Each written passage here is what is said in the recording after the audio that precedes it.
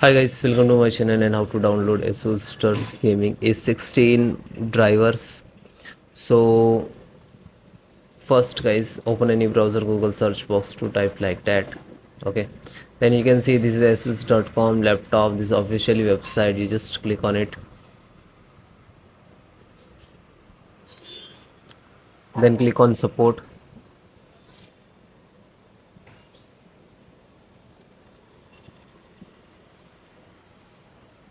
Click on driver and tool. Okay, so you can change model number also if you are using different, so you can change it.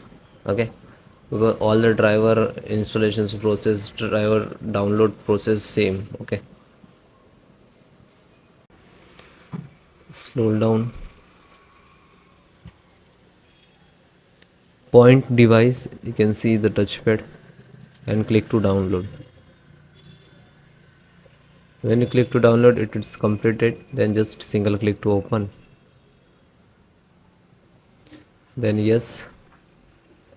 Okay, next, next. Select the install.